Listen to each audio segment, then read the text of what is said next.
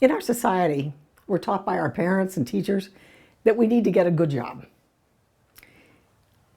We get educated in something that we hope we're going to like, and then we settle down to follow that, whatever it is. But we're not taught to listen to our inner voice.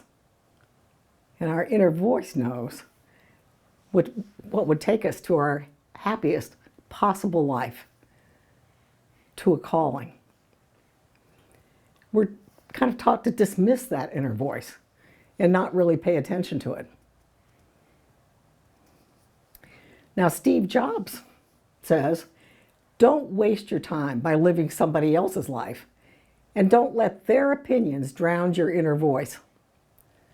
Follow your heart and your intuition, because somehow they know what you want to become.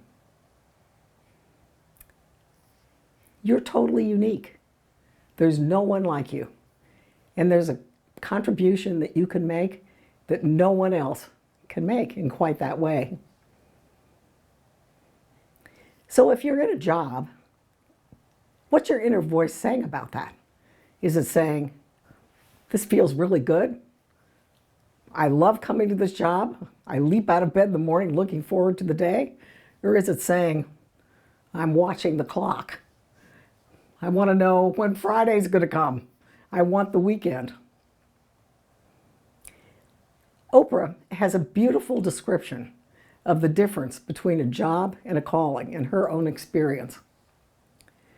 She was working as a news anchor and doing reporting for a TV station. She was exhausted all the time, and her body, she was just dragging into work. Her inner voice was telling her that this was not the right place for her, and that she wasn't being true to herself, and her body was telling her that too. Her bosses didn't like her work performance either, and they demoted her. They demoted her from being a news anchor to being a co-host on a show called People Are Talking. And in the first hour, she interviewed 2 people on that show. At the end of that hour, she says, quote, I felt lit up inside of me, like I had come home to myself. There was a sense of knowing, resonating to the hairs on the back of my neck. My entire body was telling me that this was what I was supposed to do.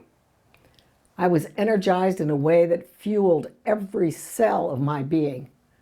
That day, my job ended and my calling began. You have a calling inside of you. And when you connect with it, you're going to know it in the same way that Oprah did. But you have to listen to the inner voice and be true to yourself. So I want to tell you about someone I know who grew up on a farm. He was dyslexic, and school was hard. And when he was a senior, the school counselor said to him, look, you just need to go be a farmer. College really isn't right for you. But this young man didn't want to be a farmer. He didn't want to be a farmer at all. He wanted to be an artist. Nobody in his family had ever gone to college, but he had a dream that he was going to become an artist.